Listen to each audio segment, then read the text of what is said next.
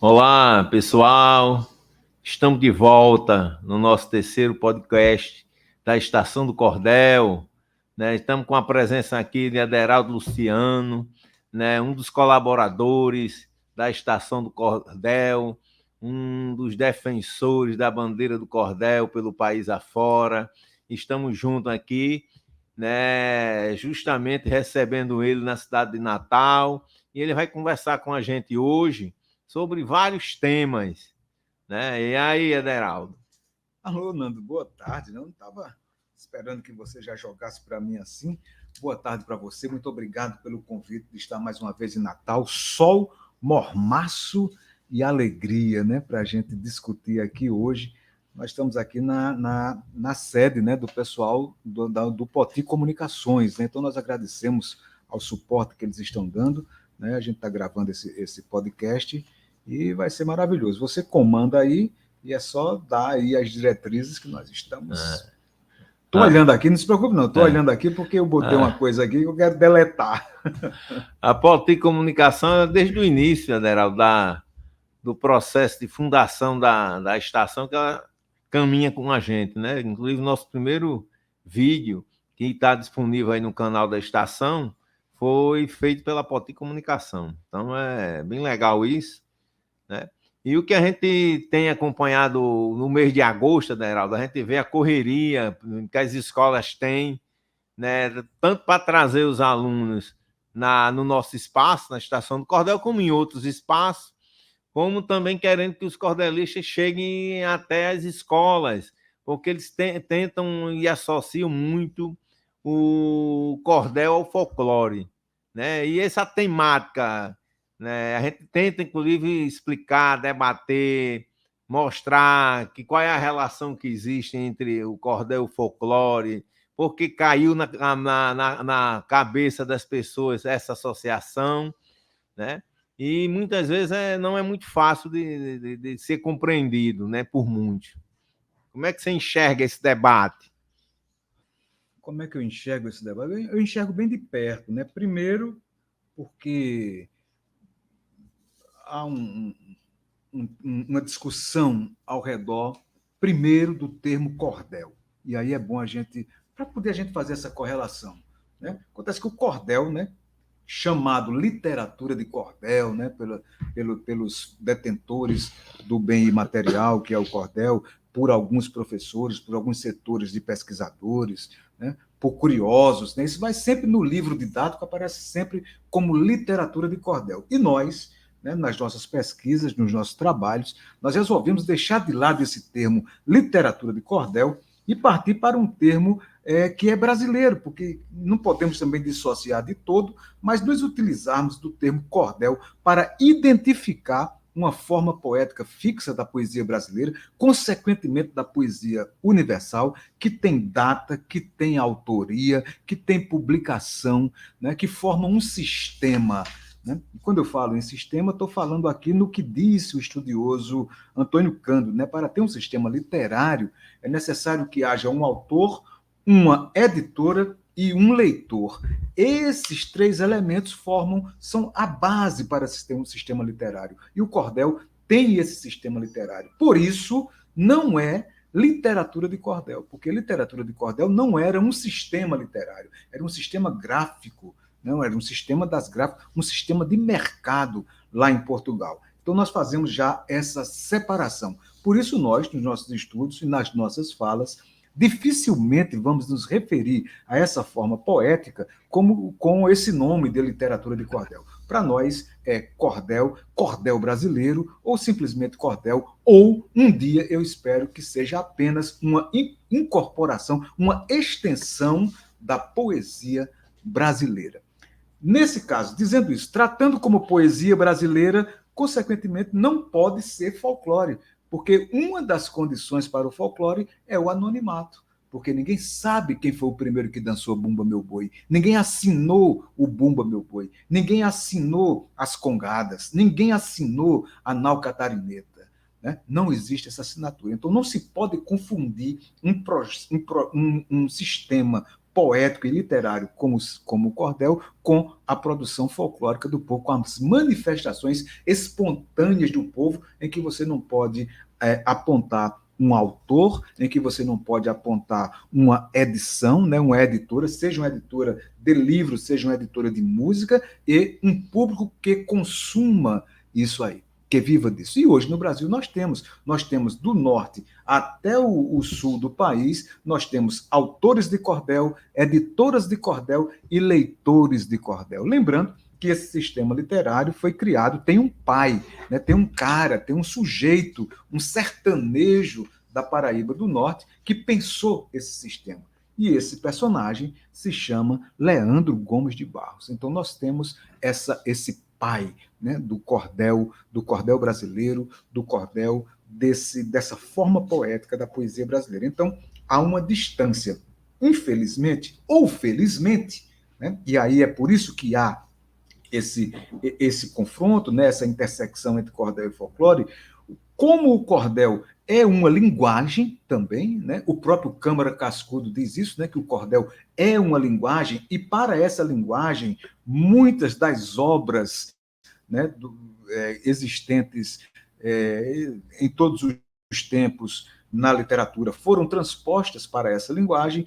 Alguns elementos do folclore também acabaram, né, entrando incorporados a essa linguagem. Então, quando são incorporados a essa linguagem, então há esse equívoco, essa lacuna no seu social, que infelizmente é reproduzido pelas escolas, né, nesse sentido, colocando o folhetinho ali pendurado, falando de folclore, xilogravura, tal, essas coisas todas. Mas são duas coisas bem distintas, né, bem originais, porque são crias, né, são criatividades, são efeitos nascidos na base da pirâmide social.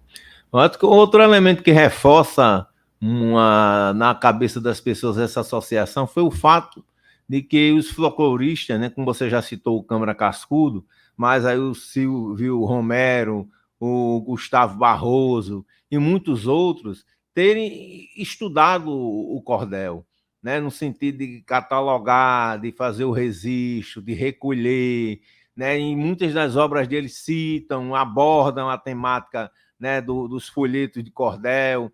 Então, muitas vezes as pessoas começaram a entender que, pelo fato desses folcloristas estarem preocupados com esse registro, então passaram a entender que a literatura, a forma poética, literária, o cordel, fazia parte desse universo do folclore. Então, isso é uma coisa que tem reforçado muito na cabeça das pessoas, a partir dessa participação desses pesquisadores na época, né? Acho que isso é um elemento também que agrega esse pensamento. Isso é um pensamento, né, que é um pensamento, além de servir para essa explicação, também serve para revelar uma verdade, né? Porque esses nomes que você citou, e aqui eu vou abranger um pouco mais esses nomes, né? Leonardo Mota, né? Jackson, lá em Sergipe, né? Você falou de Câmara Cascudo, né? Você tem vários desses, inclusive alguns, né, aqui do Rio Grande do Norte, como Veríssimo de Melo, né? Então, Neiflo Gugel. Então, tem uma série de pessoas que estudaram essa poética do povo, né? Porque era necessário estudar, alguém tinha que se voltar para isso. Quando nós vemos que as nossas elites culturais, elites entre aspas, né, nossas elites culturais, elas se confundem com as elites econômicas, então elas não estão voltadas para o Brasil. Elas estão de costas para o Brasil profundo, olhando para a Europa. Então se criou esse mito a partir dessa interrogação, né, porque não sentia um estudo estético e poético para se explicar esse fenômeno poético do povo, então começou a se aproximar dos elementos europeus, cortando da formação dessa poética que nós chamamos de cordel a presença do elemento originário, do elemento afrodescendente, né? E colocando tudo nos colos lá da Europa. Então, esses pesquisadores, né, quando vieram, como não havia ainda uma estruturação teórica para abranger isso, eles acabam estudando isso aí dentro das manifestações do povo, né? E aí, realmente, você tem razão quando contribui para se equiparar cordel e folclore. Aí, nesse debate todo no mês de agosto, ele está presente e foi importante que o pessoal do mundo cordeliano não se ausentar desse debate, né? Mas a gente viu nas redes sociais, nas conversas, nas palestras, muitas reafirmações dessa diferença entre o cordel e o folclore, né? O que a gente assistiu e o que a gente tem visto também dentro desse debate, que você lembra aí que o cordel, a forma poética, ele não tem não foi abraçado dentro das academias com uma preocupação de teorizar, né? E isso também foi uma lacuna que leva, inclusive, a essa dispersão que nós vivenciamos hoje, né? Por exemplo, a maioria dos cursos das universidades, ou a maioria das universidades do Brasil, não estuda o cordel como essa forma poética que você acabou de apresentar. Isso é um fosso, né, que favorece essas confusões que a gente vivencia hoje. O que se pede é uma reformulação curricular, né? Seria a inserção do cordel nos currículos dos cursos de letras, né, e nos cursos de pedagogia. Se não nos currículos, pelo menos na história da literatura brasileira, né? Mas vale lembrar que, como eu disse ainda há pouco na minha fala, as elites culturais brasileiras não têm o cabedal teórico para abordar o cordel. Então, eles querem aproximar o cordel a teorias, né, que vêm da Europa. Então, para isso, né, seria necessário uma mudança muito grande. Então, eles olham para o cordel, acham bonito, acham maravilhoso, mas não é uma questão, né, de estudar esteticamente dentro da estética literária, né, porque é algo feito do povo, consequentemente, para eles, desprovido de poder estético. Né? Então não se estuda. Né? E esse peso que o cordel tem na atualidade, até pelo reconhecimento que teve como patrimônio imaterial da cultura brasileira, levou em alguns momentos, em alguns eventos organizados por essa visão dominante, a abrir uma brechinha para a chegada do cordel. Só que quando abre essa brechinha, né, para a chegada do cordel, trata o cordel como algo menor. A gente vê nas bienais, né, a gente vê nas feiras de livro, como a gente vivenciou aqui, né? Ou seja, o cordel ele não é um protagonista, né? Ele está incorporado ali dentro daquele projeto, mas geralmente lá na rabeira, como nós vivenciamos numa das feiras que eu participei em Mossoró, que jogaram o cordel no último vagão do trem, certo? E não tinha um espaço, quer dizer, quando as pessoas chegavam na feira, as pessoas se deparavam nos primeiros corredores. Quem estava nos primeiros corredores eram as grandes livrarias, as editoras que publicaram determinados livros, que já tinham suas listas divulgadas nas escolas, essas livrarias, essas editoras, quem usufruíram, quer dizer, com as pessoas para chegarem lá no último corredor para enxergar o cordel. Então é assim que tem tratado o cordel, com uma coisa exótica, uma coisa que anima, que vai ter um pessoal animado, que vai ter um pessoal declamando. Foi o que aconteceu, inclusive, nessa feira. Quem recebia os alunos, né, que chegavam para visitar a feira eram justamente os cordelistas, que estavam ali no 0800, sem ter nenhuma remuneração. Inclusive, seus folhetos não tinham espaço para ser vendido. Entendeu? Esse desrespeito, Nando, ele tem várias explicações, né? Antigamente diziam que era por conta da origem, né? Por conta da origem, por ser do Nordeste, né? Por ser do sertão. Não, porque é do sertão, mas não é. Esse problema está fundamentado na questão da classe social. Por quê? Porque a música nordestina tem um impacto imenso na cultura brasileira. Se nós pararmos aqui para listarmos 10 maiores cantores e cantoras, né, da música brasileira, nós vamos colocar pelo menos a metade nordestinos, né, ouvidos nas classes altas, em todas as classes, em todos os estratos sociais. Você ouve a música nordestina. O teatro nordestino também é poderosíssimo. O cinema nordestino também é muito grande, é muito forte. Inclusive, vários filmes nordestinos como os melhores, concorrendo em Cannes, etc, etc, etc. Então, nós temos toda uma produção de arte e cultura no Nordeste que são de primeiríssima linha nacionalmente. Mas quando vai se tratar do cordel, não é. Por que não é? Porque, além de não ser, quando se apropriam disso. E aí eu falo. Essa é a pergunta. Por que não é? E eu falo da Casa Grande. Falo da Casa Grande. A Casa Grande se apropria do cordel, utiliza o cordel, maquia o cordel, e todo mundo aplaude esse cordel maquiado pela Casa Grande. Enquanto isso, a Senzala, que é a produtora do cordel, não é respeitada. Por que isso acontece? É uma questão, para mim, de luta de classe. É uma questão de classe social. A gente vê e aí, a classe social, Nando, aí quando a gente vai falar, a gente vai falar das mazelas das classes sociais. A gente vê nos grandes eventos, principalmente nos seminários, nos ciclos de palestras, quando ocorre, em que você tem a presença, por exemplo, de alguém da academia, e que você também chama alguém do mundo do cordeliano para fazer parte de uma mesa, né, de um simpósio de discussão. Você, quando vai olhar o prolabore da pessoa da instituição pública, né, e vai ver o prolabore do cordelista, que veio participar, né, tendo o mesmo tempo para abordar a temática, participar dos debates. Quer dizer, há uma diferença muito forte. A mesma coisa acontece no show, né, em que os cachês de um declamador é bem inferior a outros tipos de artistas. Isso, como eu digo, isso, né? Faz isso é uma questão de classe social. Porque existem poetas de cordel que não são da classe social do povo e são tratados diferentes nas feiras.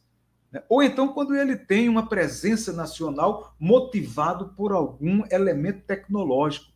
Exemplo, Braulio Bessa. É o nosso poeta nordestino mais conhecido em todo o Brasil. O cachê de Braulio Bessa é superior ao cachê de 2.386 poetas de cordel existentes pelo interior do Brasil.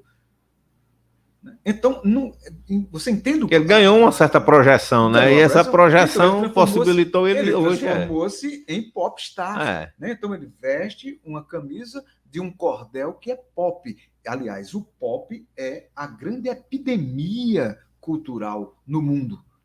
Então, quando você vê os grupos coreanos, os grupos japoneses, né, cantando música pop, dançando música pop, como, né, surgido nos Estados Unidos, na América, que é o grande, né, a grande pátria colonizadora culturalmente, então você vê que o pop é isso aí. Vai se apropriando, né, do que existe na base social, dando uma roupagem técnico e transformando nisso aí. Então, acontece isso no cordel também. Né? Você vê que hoje, né, se fala muito nas mudanças sociais no nosso país, e quando a gente trata dessas questões da temática que nós estamos abordando aqui, a gente vê que fica empancado. Né? Por exemplo, a necessidade de se fazer uma mudança nos cursos dentro das universidades, em que se trate realmente o cordel como uma forma poética, né? de ter políticas públicas que financiem, né, a produção poética dessa camada de artistas que tem pelo Brasil. Né? A gente vê que a dificuldade que tem os artistas de participar dessas políticas públicas através dos editais é muito grande. Né? Você vê que a própria distribuição, né, dos recursos para, na hora de fazer um edital, a gente vê essa estratificação que você está fazendo social. Está presente. Né? A gente está acompanhando agora, por exemplo, a lei Paulo Gustavo, né? Onde a própria lei Paulo Gustavo já determina, certo, uma divisão dos recursos. Né? Dizem que os recursos eram do audiovisual e que, portanto, por ser o recurso do audiovisual, teria que ter um peso maior, ou seja, 70%. Né? Enquanto que as outras linguagens fica distanciada. E quando a gente discute, não, mas as outras linguagens também podem invadir o audiovisual. Né? As outras linguagens podem produzir através das suas temáticas também no campo do audiovisual. Né? Mas mesmo assim as pessoas fecham e quando vão, né, definir, né, você vê a questão do MEI, né? Se você for participar de um projeto de audiovisual que, sei lá, seja de 100 mil, 200 mil, quer dizer, um MEI está impossibilitado de participar, porque tem uma limitação de montante que ele deve ter naquele ano. Então, um meio é 80 mil, não é isso? É em torno de 80 mil. Quer dizer, então, se tem um edital com 100 mil, ele já está excluído. Né? Então, há essa certa discriminação. Então, não há uma política igualitária, né? Ou seja, que possibilita todos participarem num pé de igualdade. Essa é uma situação que a gente vivencia hoje com as políticas. Por exemplo, a gente acabou de participar agora de uma reunião, certo? Num debate da questão em comemoração ao folclore, em que representantes do governo esteve presente, né? Que na cara de pau, né? Fala da dificuldade que as pessoas do meio popular, né? Que chamam de cultura popular, vêm sofrendo, né? Vem tal, e o próprio governo é quem, inclusive, dificulta a vida desse povo, quando atrasa o pagamento do RPV, que é o salário. O que é RPV? É bom a gente dizer, né? Que é para. RPV é uma espécie de uma bolsa que os mestres, né, da cultura, que a turma chama de cultura popular, recebe com uma forma de um subsídio, pelo que vem desenvolvendo, pelo que vem fazendo. Então, você tem uma remuneração, como também algumas instituições, que também instituições que estão a serviço dessa arte, recebem também, né, de 3 a 5 mil reais. E é justamente uma bolsa que possibilita você manter o artista e manter também o grupo, né? E que possibilita as pessoas, ao longo do tempo, desenvolver seus trabalhos, pois está atrasado. Certo? A gente pergunta, o artista ele não come, ele não paga aluguel, né? Então a gente vai para uma reunião do representante, né? Da fundação, né? E explica, diz que realmente tem essa dificuldade, que herdou essa dificuldade, ou seja, herdou do mesmo governo. Porque mudou o secretário, mas manteve o mesmo governo. Quer dizer, e aí fica numa boa. O que me deixa assim remoendo é o fato ainda do movimento cultural ainda não ter as condições e a capacidade de se rebelar contra isso, de questionar, de pegar a palavra, de dizer que é inadmissível, né? Que aquele mestre que foi tanto referenciado na mesa como uma forma principal, né? E não ter garantia a sua remuneração. Quer dizer, a gente fica ali assistindo aquilo, inclusive a plateia nem teve, né, a maioria, a voz de fala, de se posicionar, de se questionar, né, para que, inclusive, socializasse essa situação. Teve em outro momento que teve uma plenária na Assembleia Legislativa, que teve um tempo que eu aproveitei e falei, que a gente estava no mês de março, de abril, e as pessoas tinham recebido essa bolsa só no mês de janeiro, né? E foi preciso a gente abrir para as pessoas naquele momento, inclusive para que a secretária extraordinária de Cultura tivesse um total conhecimento do que estava acontecendo com o RPV, né? Então é uma situação e a gente, esse movimento, ele deve se levantar, esse movimento ele tem que se empoderar, esse movimento ele tem que ir para cima, esse movimento tem que saber separar.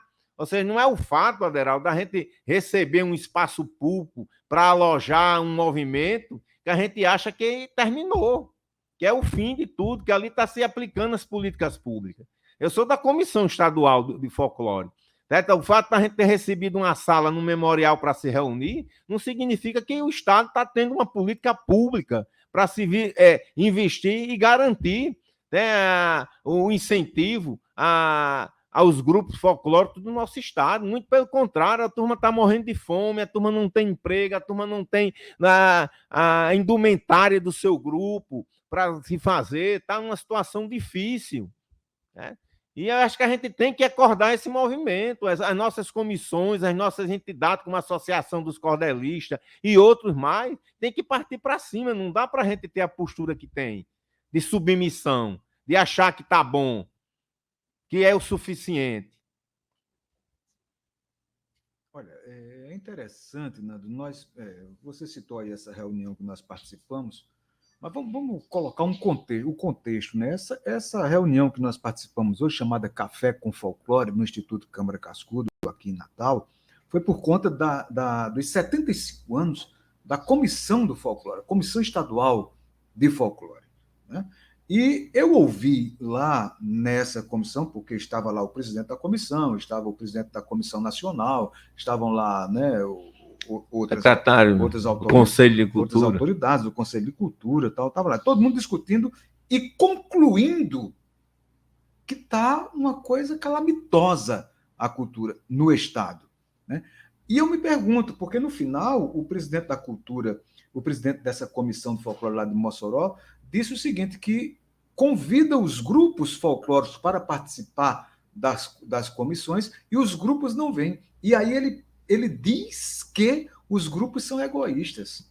Quer dizer, como é que você pode penalizar os grupos com uma fala dessa? Os grupos não vão porque há 75 anos há uma comissão cujo objeto de proteção continua em petição de miséria, né? Então, quando você não tem política pública que abrace isso, os grupos não vão, os detentores do bem, né, não vão aparecer. Então, isso é um problema muito sério, isso é um problema muito grave, porque os próprios elementos que estão na cabeça das comissões, eles entendem que vai tudo mal. E como é que eles podem chegar? Porque quem se sente na pele são os artistas do povo. Nós estamos falando aqui dos artistas do povo, aqueles que produzem isso que essas elites chamam de folclore, mas que eu chamo de arte do povo, que é a arte, que é o lúdico, né, que está representado em 4 coisas. Está representado no saber, está representado no sabor, está representado no lúdico e está representado no estético, né? É uma cadeia, são 4 elementos que envolvem isso aí. Então, inclusive, essas discussões sobre a própria palavra folclore, que hoje já nem se usa mais, não se utiliza mais a palavra folclore, se utiliza saberes. São os saberes do povo. Não é o sujeito que sabe fazer um lambedor para gripe, é um saber. Isso não é folclore. Isso é um saber, é a detenção, é a tradição, é um saber. Então, nós temos todo esse imbróglio de discussão de conceitos, nós temos todo esse imbróglio de discussão de fomento e de proteção a esses elementos do povo, que não acontecem. Aí você diz, e como é que a gente sabe que não acontece? Não acontece porque nós temos agora, nesse momento, quem está vendo e ouvindo aqui o nosso podcast, se vier aqui na Capitania das Artes, ver a exposição do mestre Arraia, vai entender o que é que nós estamos dizendo. Porque, embora haja um espaço, uma sala para ele expor o seu material, para ele expor a sua arte, o seu fazer, o seu saber, né? O seu sabor, o seu saber, o seu ludicismo, a sua estética, não foi colocada naquela sala nenhum suporte tecnológico da própria capitania. Ele que criou todos os suportes para a sua arte. Então, nós temos aqui essa sala, faz o que você quiser. Mas quando tem um artista, né, das elites culturais, entre aspas, que se vinculam às elites econômicas, o poder do Estado cria todo o suporte, toda a infraestrutura para que isso aconteça. E, inclusive, remunera os curadores, remunera os projetistas, remunera o próprio artista. Mas com a cultura do povo, é um descaso. Tem aqui uma sala, faz o que tu quiser. O suporte foi feito de caixas, né, de sucata, que ele pegou, as caixas, organizou, né, fez a montagem, ele pintou todas as caixas, né? Ficou um suporte bem interessante, mas como você fala, por exemplo, qual é a contrapartida do poder público? Foi a sala. Foi o equipamento, que é um equipamento público, que é isso que a gente tem que entender, as pessoas que vivem da arte. É uma obrigação do poder público ceder o espaço público, para que, inclusive, a arte, né, para que o artista possa, inclusive, fazer a apresentação do seu trabalho. Esse dever, Nando, se chama de salvaguarda. Exatamente. A salvaguarda é um livro, existe essa lei, existem obrigações do Estado, do poder público para com o bem. E o poder público não cumpre. Não cumpre. Todas as vezes que o poder público entra num projeto desse, é para tumultuar. é para tumultuar somente. Então fica essas coisas, essas comissões, esse povo que senta e vai e vem. Agora, recentemente, nós tivemos uma reunião com o IFAM, certo? E foi convocado todas as entidades, por exemplo, dos detentores, né? Estavam o pessoal do Cordel, estava a Casa do Cordel, estava a Estação, estava a Academia, estava os bonequeiros, tinha toda uma turma lá presente, né? E o IFAM aqui vem desenvolvendo uma ação todo ano, né? Que reunia, inclusive essa ação era discutida e debatida com os movimentos culturais. E o pouco recurso que tinha, geralmente, era compartilhado entre as entidades, para garantir. Nós fomos chamados, né? Tem um funcionário lá que tem feito um trabalho de aglutinação, de diálogo com esses movimentos culturais, né? Já fizemos algumas reuniões, muito interessante o diálogo, o debate que a gente abriu lá com um funcionário da casa, que está responsável em dialogar com esse segmento. Só que na última reunião foi revelado que teria esse evento, né, que foi feita uma seleção, como é que a gente chama no serviço público, para escolha de compra de produtos. Agora não viu uma licitação, e essa licitação foi uma empresa baiana que venceu, e essa empresa ela estava fazendo justamente a programação desse evento, né?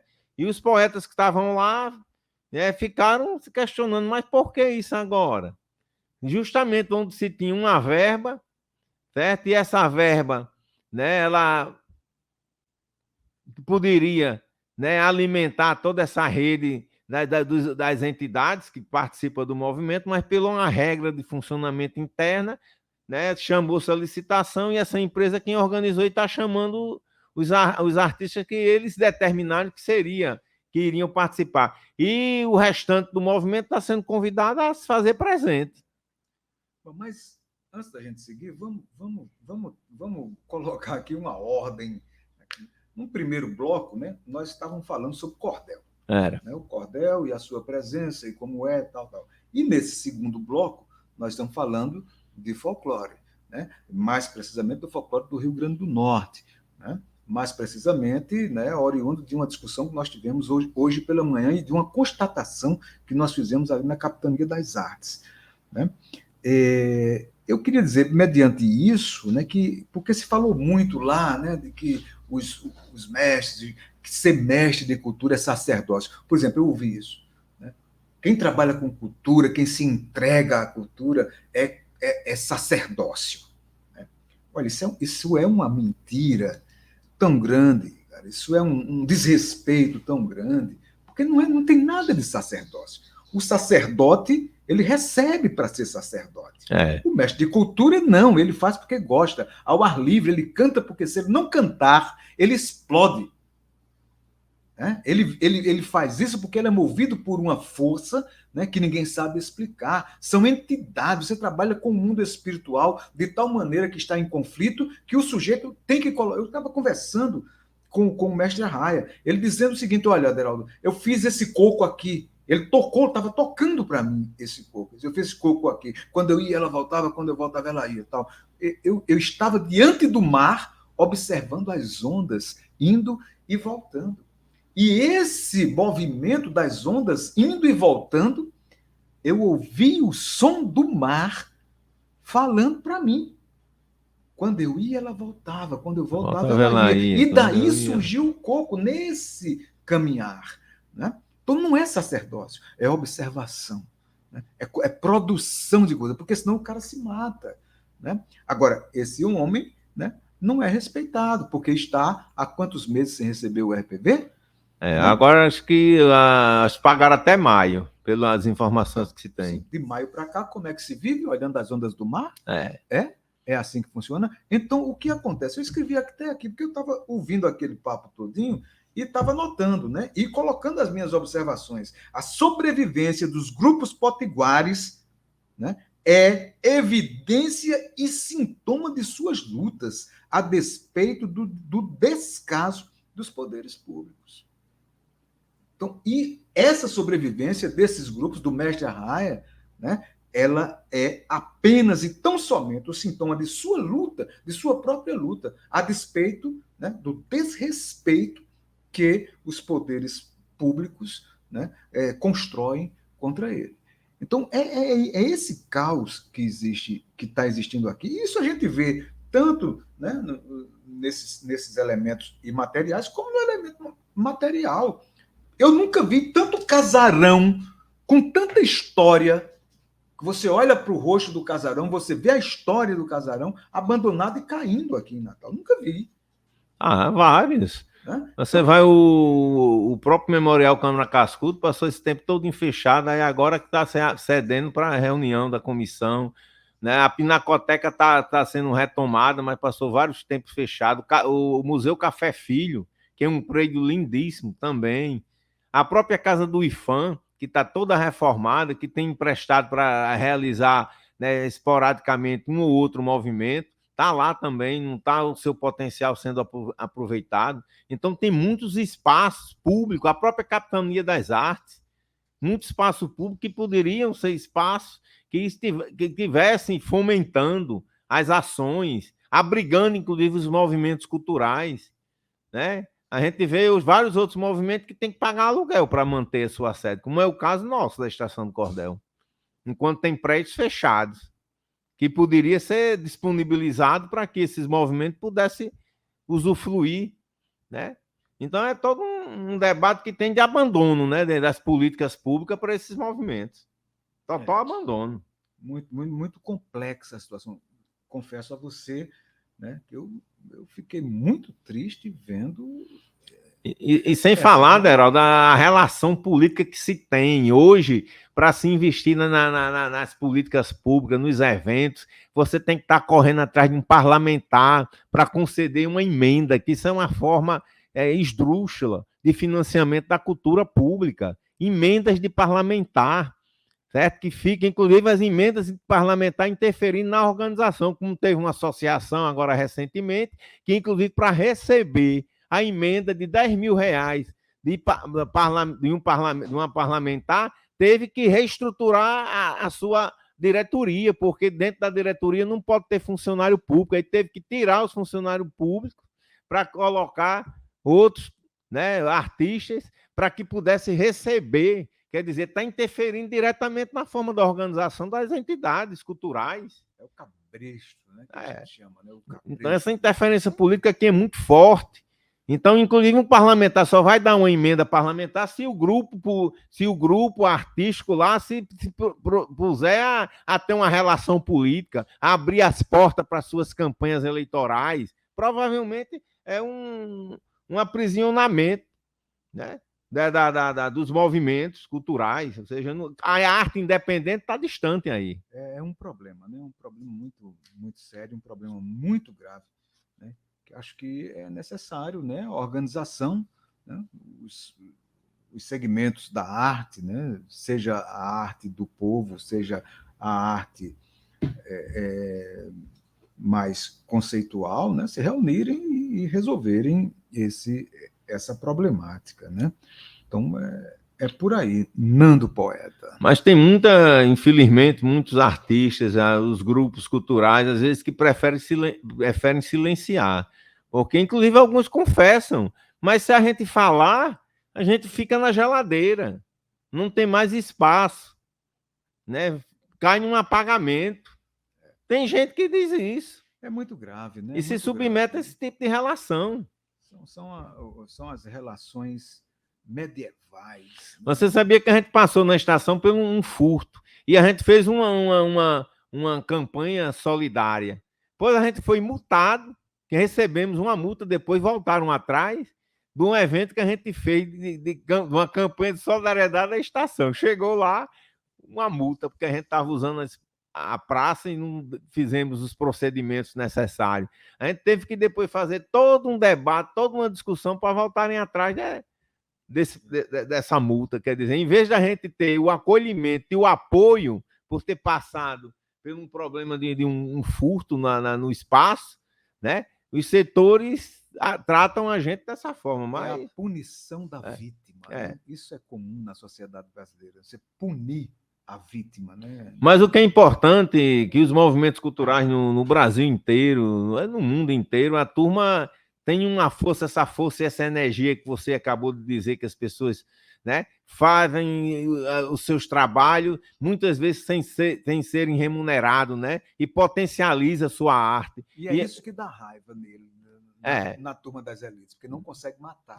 Não consegue. Eles tentam cooptar, conseguem, inclusive, cooptar muita gente, mas não conseguem impedir, né, que essa sementezinha, ela era brota. Aquela velha frase, né? Vocês podem acabar com as nossas flores, né? Mas a primavera virá de todo jeito. E vem, a gente vê isso. A gente vê o caso de São Paulo. Se lembra do sarau? Né? Que a turma aí criando sarau por tudo quanto era buraco, né? Em equipamento debaixo de viadutos, construindo. A mesma coisa aqui, porque a gente faz hoje na Estação do Cordel é movimento por cima de pau e pedra, que a gente até desafia essas fundações públicas a fazerem, a fomentarem, né, os projetos, né, com a agilidade, com a presença que a gente tem feito hoje, porque a gente tem feito sem dinheiro nenhum, sem recurso nenhum, atividades, eventos. Aliás, nós vamos ter um evento daqui a pouco, né, Nando? Lá também, né? Vamos ter. Né? Vamos ter esse debate, a gente continua lá de forma presencial com as pessoas que comparecerem, e é o que a gente tem feito, né, no espaço, né, potencializando as discussões, alimentando essa vontade das pessoas se fortalecerem para reagir. A Estação do Cordel tem uma coisa, Nando, que é interessante, que é produzir anualmente um encontro de poetas do povo, né, num evento chamado Círculo Natalense de Cordel. Isso é muito, muito importante, né, porque é um momento, né, em que um território na cidade de Natal se volta exclusivamente para um item cultural do próprio Estado, que é forte na produção desse item, para celebrar e discutir a presença disso na sociedade, desse elemento que é o cordel na sociedade. E a presença também ali na Praça Padre João Maria dessa entidade chamada Estação do Cordel, né? Promovendo shows, promovendo diálogo com outras artes, né? Promovendo lançamentos de livros, né? Trazendo elementos, né, para o conhecimento da própria tez, né, da cidade de Natal, da face da cidade do Natal, né, e essa importância que a Estação do Cordel tem aqui hoje, né, na vida cultural da cidade do Natal. Né? E daqui a pouco, né, estaremos lá batendo um papo e lançando... E o círculo, para você ver a força que tem em o Círculo Natalense do Cordel, porque o Círculo Natalense do Cordel ele surgiu antes da Estação do Cordel. Na verdade, os debates daquele primeiro círculo realizado em 2016, em novembro de 2016, fomentou a necessidade de se constituir um espaço que depois deu origem, que foi a Estação do Cordel. Então, o Círculo Natalense não é qualquer coisa. É, inclusive, um espaço que possibilita a reunião de pesquisadores, de estudiosos, de educadores, de poetas, né, do Brasil inteiro, inclusive a grande maioria das vezes feito com recursos próprios. Ou sem recursos. Né?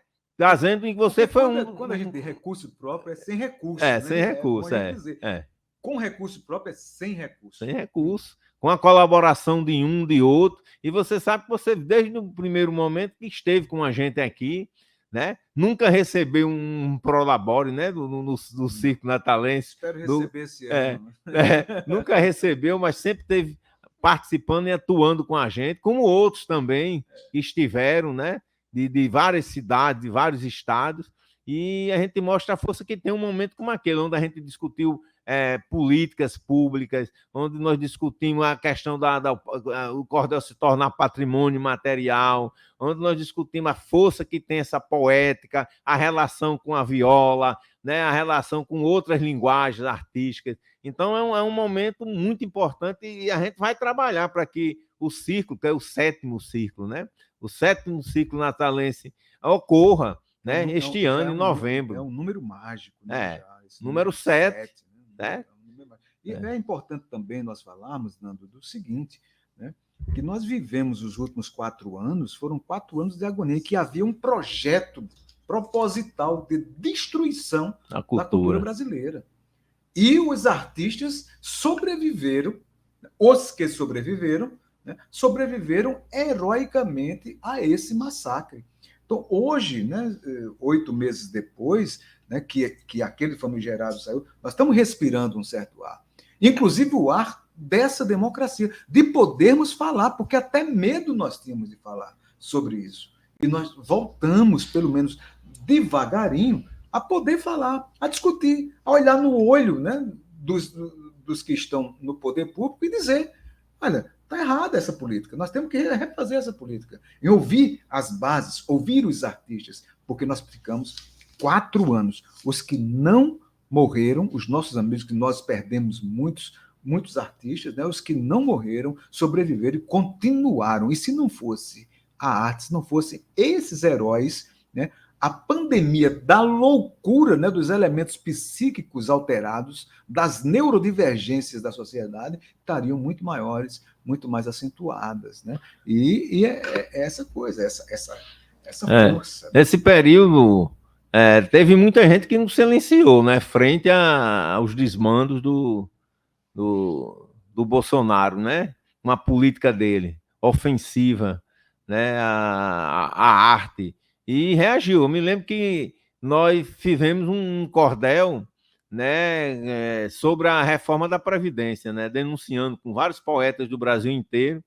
Fizemos com a arte de Valfrido de Brito, que era Bolsonaro com a bomba, né, riscando o pavio da bomba, né, queria explodir com a reforma. E você sabe que o cordel, ele, inclusive, teve um enfrentamento quando a gente foi distribuir, que a gente, inclusive, fez com que as entidades pudessem comprar um lote de cordel, né? Foram o quê? Foram uns 5 mil, né, folhetos, né, que a gente fez para distribuir por todos os cantos.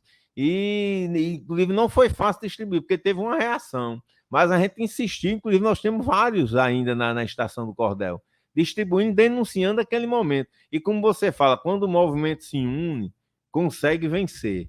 Porque, inclusive, os artistas no Brasil inteiro, né, fez esse enfrentamento com o governo.